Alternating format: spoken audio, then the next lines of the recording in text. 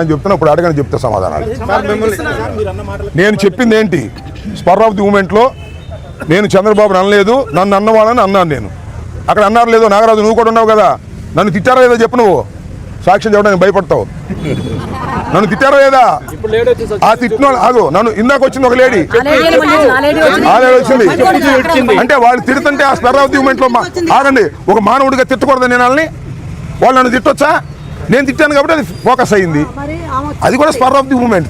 తిట్టి ఉండాల్సింది కాదు, వాళ్ళు ఎదవలైనా సరే నేను తిట్టి ఉండాల్సింది కాదు. కానీ ఆ క్షణంలో టెంపర్ లూజ్ అయ్యా, అది నా వాస్తవాన్ని ఆవిష్కరిస్తున్నా. చంద్రబాబు అరెస్టుకు భయపడి చెప్పట్లా నేను, ఇది నా పొద్దు నుంచి పీకుతుంది నన్ను మనసులో.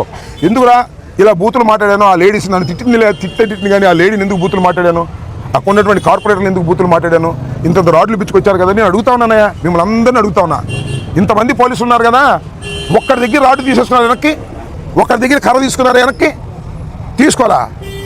నన్ను మాత్రం చంద్రబాబు అరెస్ట్ చేయమని అంట, వాళ్ళ అబ్బాయిని చంద్రబాబు అరెస్ట్ చేస్తారంట.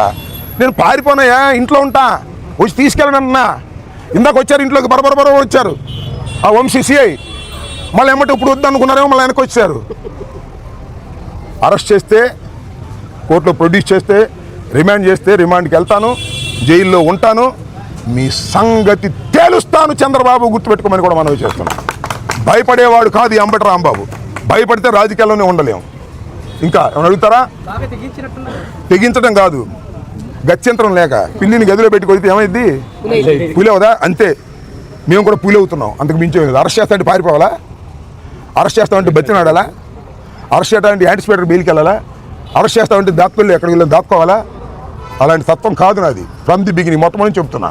తెగింపు కాదు ఇది, పిల్లిని పెట్టి కొడితే పులి అవుతుంది, అదే మా పిల్లలన్నీ పుల్లు అవుతాయి, గుర్తుపెట్టుకోమని మనం చేస్తాం. సార్, కర్రలతో మీ పైన హత్యాయత్నానికి పాల్పడిన వారిని వదిలేసి వాళ్ళ మీద ఏం యాక్షన్ తీసుకున్నట్లేదు. అరే పోలీసులు ఎక్కడ ఉంటే కర్ర పట్టుకుంటే, పోలీసుల సమక్షంలోనే రాడ్లు పట్టుకుంటే, పోలీసుల సమక్షంలోనే పెద్ద పెద్ద కట్టెలు పట్టుకుని మా కారు మీదకి వస్తుంటే నన్ను దిగొద్దని ఆపారు తప్ప వాళ్ళు ఆపారండి? ఇది అలా ఉండి ఆడ రాష్ట్రంలో జరగాల్సింది. సంవత్సరం అయింది, ఇంకా చాలా పరిపాలన ఉంది.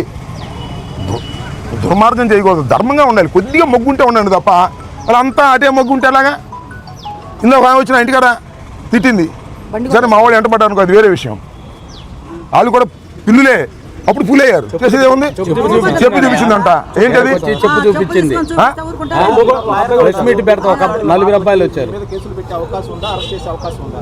అసలు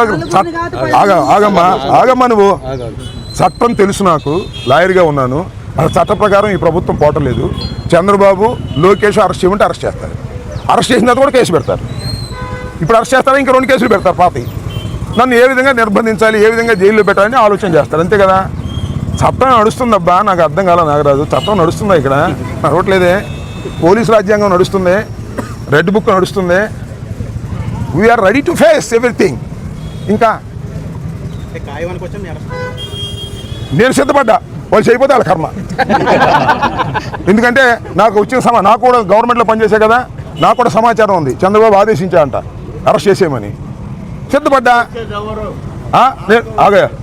సిద్ధపడ్డా నేను, వాళ్ళ ఇష్టం. ఇక అరెస్టుకు సిద్ధపడ్డాను, నన్ను తిట్టాడు కాబట్టి అరెస్ట్ చేయమని చంద్రబాబు నాయుడు గారు డీజీపీని ఆదేశించాడు, డీజీపీ వాళ్ళకి ఆదేశించాడు. ఇప్పుడు డిఎస్పీ గారు వచ్చాడు, లేదా డిఎస్పీ గారు ఎందుకు రావాలి ఇక్కడికి? మార్నింగ్ నుంచి జరుగుతున్న ఎపిసోడ్లో అంటే పార్టీ నుంచి ఎలాంటి భరోసా? కింద పార్టీ ఎప్పుడు భరోసాగా ఉంటుంది.